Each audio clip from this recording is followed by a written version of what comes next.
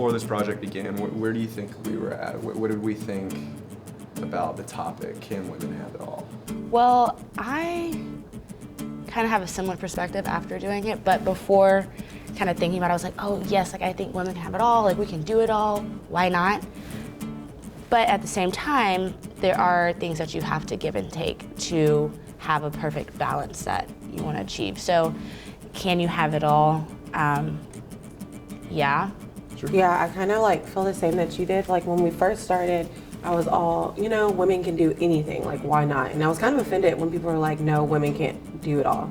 Because I feel like, why can't they, you know? Like men can do it all, so why can't women do it all? But then after all the interviews and talking to different people, my views have definitely changed.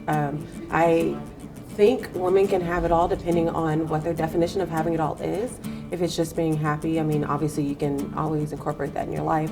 But if having it all is based on how society views having it all as having kids and a husband and being great at your career and just being perfect at all of that, it's just not possible. I think as far as female perspective and dictating what your goals are and what your role is, you know, that's really where I have found women to define their success and, you know, having it all. You know, if your idea is to be a stay-at-home mom and that's what you're doing, then I feel like you can have it all because you fulfilled that role. But if your goal is to ultimately achieve something greater and keep learning, as we found in some of our interviews, then you know that's great. You can't have it all, and striving for that success more and more, it only grows you as a strong woman. I think, like you said, like some of our interviews, some women said that, you know, like one, she said she can't ever have it all because she feels like she's always growing and wants to do something different. And then one mom said that she feels like she does have it all because she's happy with her life and that's having it all for her.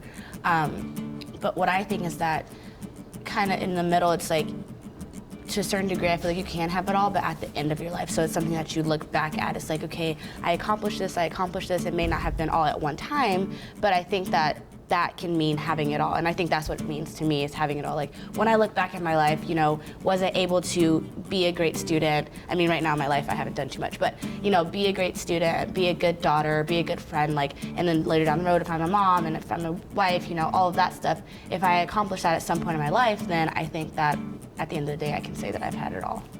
I agree with that. You can have it all, just not all at the same time. Right. Yeah. And I think that even applies to men, honestly.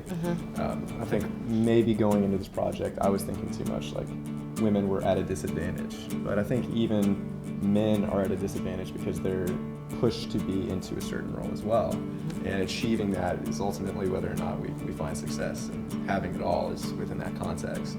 Ultimately, we're all human. Women, men, black, white, yellow, pink, like we're all human beings. And so like, you know, whether we want to put a gender on it, I think that it's hard because society puts so many different pressures on us. So it's like, oh, can women have it all? Well, can men have it all? Like we can ask the same question for different people. So I don't think people can have it all, you know? That was cute. I like it. Cool.